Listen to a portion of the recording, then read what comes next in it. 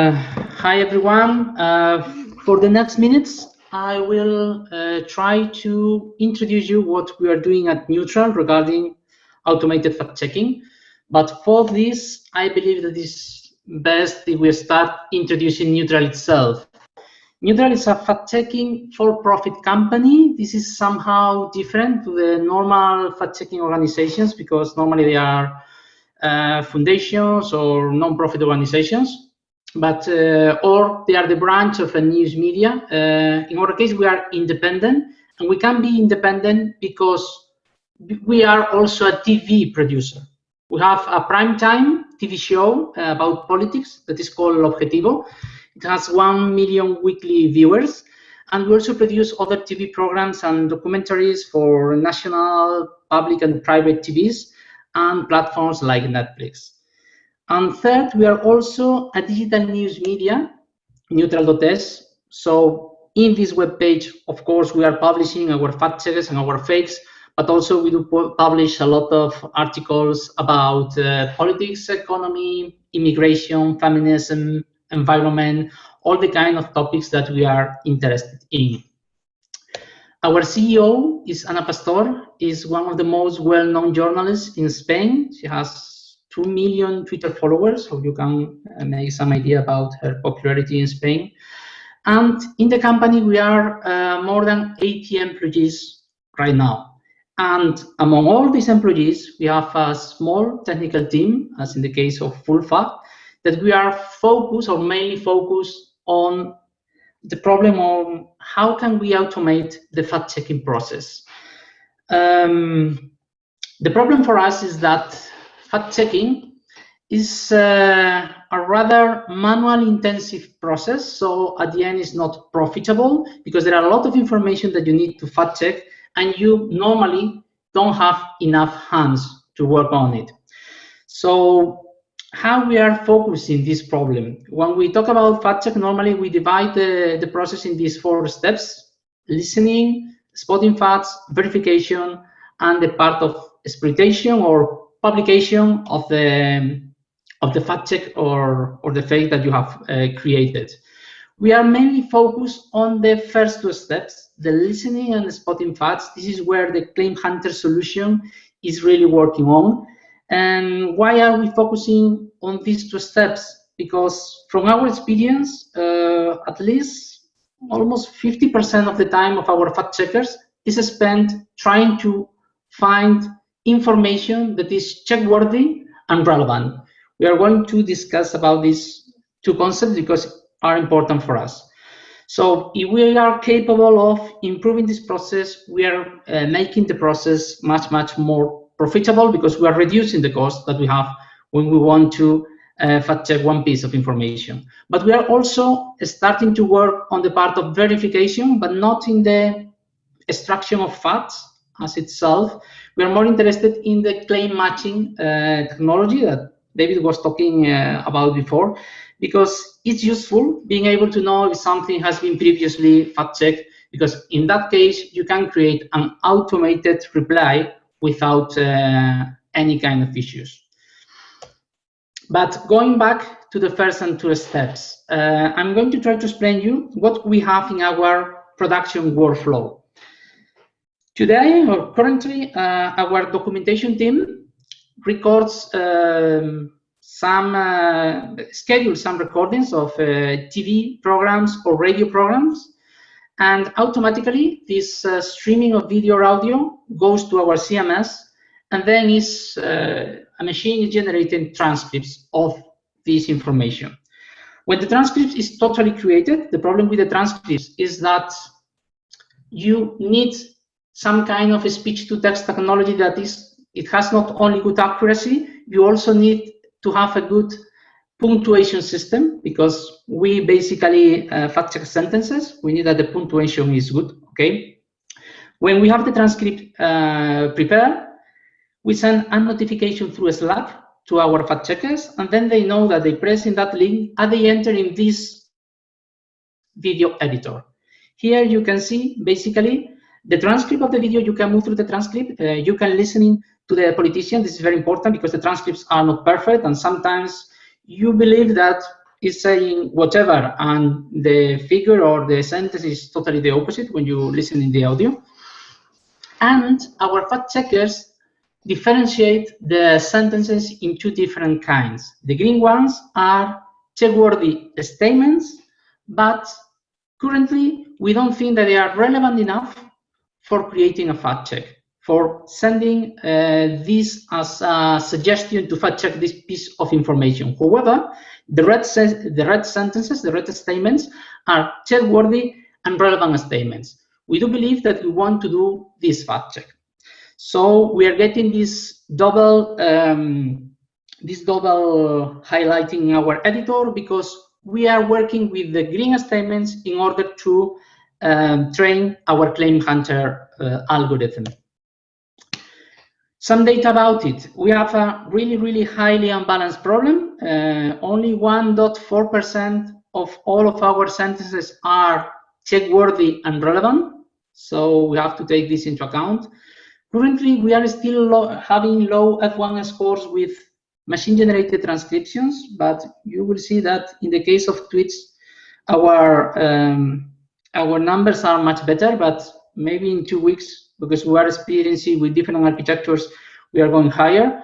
And something that is very important, only for providing this kind of technology, we are getting a 15% time savings, because if you look here on the bottom right, we have some sentence that says, sorry, it's in Spanish because all of our work is in Spanish. It says recorded time. We are recording how much time our fact checkers are spending using the editor. We compare it with the listening time of the video, and we are saving up to 50% of time right now. If we are able to create a totally unattended claim detection system, we hope that we can get to 80 or even sometimes 90% of time saving in these 2 steps.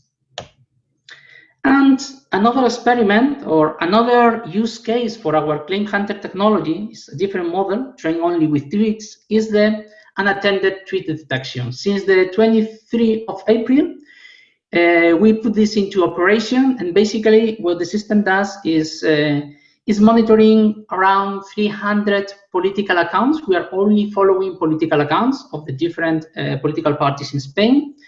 And what we are doing is to raising an alert when we detect a check-worthy statement, and we send that alert through Slack. In Slack, our fact checkers can highlight the statement, the tweet, in 3 different categories. Assigned, this will be the equivalent to the red sentences, okay? It's a tweet that is check-worthy and is relevant. We want to fact check this piece of information. Review is the equivalent to the green statement, okay? Is a check-worthy tweet, but we don't want to fact check it because it's not relevant now. It's not, we cannot create a story with it. And rejected, this is not a check-worthy statement and is a mistake of your system. Currently, these are the numbers that we are getting with this system, and these are measures from the real world, not in our test dataset, okay? In our test dataset, we have similar numbers, but we have checked that in the real world, we're also getting these numbers. For us, having a higher recall is better than having a high precision normally, but we need some balance between both values, because in other case, it's not going to be a useful system for the real world. And again, in the case of the tweets, we also have a highly unbalanced problem. In this case, is 2.4 of all the tweets are check-worthy and relevant. And finally, other use case scenario where normally we need some kind of automation is in WhatsApp. And I will try to explain what are we doing with WhatsApp. We have a public verification service in WhatsApp. Basically, if people send something to this phone number, we receive the information and we try to verify it. So it's an on-demand service that is free, and we offer to our audience. Normally here, we are not talking about fact-checking. We are talking about fake news, because normally people, what they are sending is fakes. Imagine in this environment where all of us are thinking about the coronavirus and the pandemic, the lemon can kill coronavirus, the mask can kill me, all this kind of stuff is getting to our service. And in this case, what we have been able to do is automate the process of receiving the messages through WhatsApp, and using the WhatsApp API, being able also to reply automatically without the need of using the phone. And we have developed a simple bot that can automatically answer those new inquiries that have been previously verified through the service. But the problem here, or the problem that we are facing now, is that we are only capable of answering the 8% of new inquiries. Okay, we want to go higher in this automated replace, because it will help us a lot. When we were having the first wave of the COVID, we were receiving almost 1 request per minute. Some days it was totally crazy, and we were totally overloaded, and we were incapable of dealing with this kind of waves of this information. And the problem is that normally people are asking the same thing again and again, but presenting in different ways. Different image, although similar, different text, this kind of stuff. So it's very important for us trying to develop some kind of claim matching technology, and better if it is multilingual, because sometimes the fakes are the same. The same fakes are distributed among the different countries, and other colleagues have already fact-checked the same statement. In this field, we have only a small proof of concept. Basically, we are using Elasticsearch as the search engine, and we are starting to test the language agnostic paired sentence embeddings. There is a new architecture from Google of the, I believe it was published on 16th of August or something like that. We made some tests with Lapse, and we had good impressions, especially on low resource languages like are Galician and Catalonian. We have in Spain official languages that normally you cannot find any kind of BERT that is trained for supporting these languages. In this case, with this Lapse technology, we are capable of, if we present the sentence in Spanish and we have the same sentence but in a different language, imagine Catalonian, we are able to retrieve that sentences from the database. So it's a good starting point, but we have a lot of things to work with claim matching, because we are in our first steps in this problem. So as a summary, basically in Newtral, we are focusing on the problem of claim detection is our main focus. We have good technology to solve it with perfect transcriptions. We are having more important issues with imperfect transcriptions. That is our current problem to solve. And we also want to solve or create some solution for providing claim matching, unusable claim matching technology for our day-to-day. And that's all from my side. Thank you for everyone for your attention.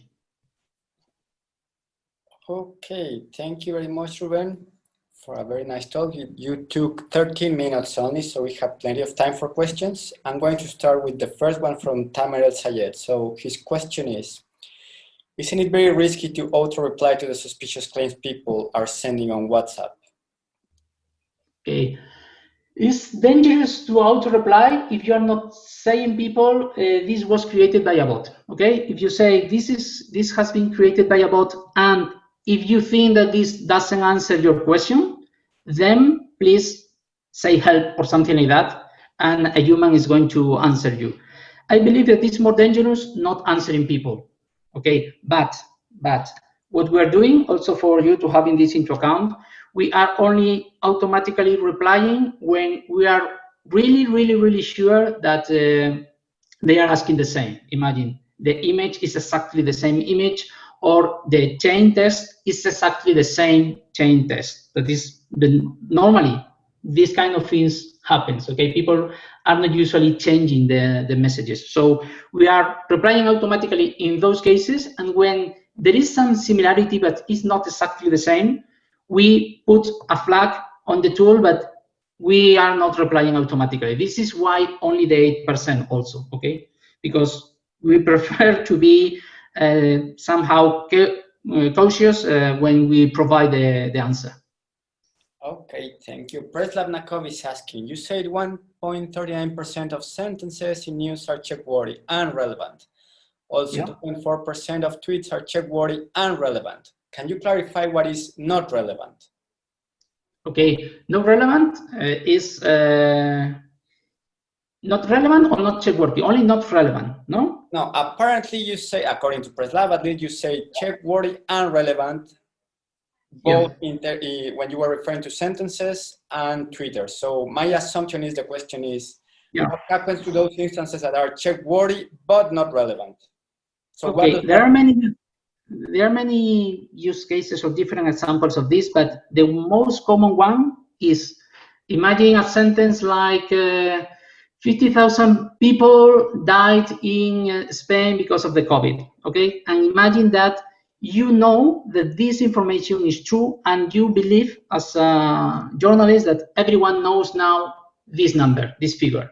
Normally, this is a fact-checkable statement that is not relevant because we are not going to create a story about it because everyone knows that it's true. And normally also, data that is true is weird that you create a fact check on it.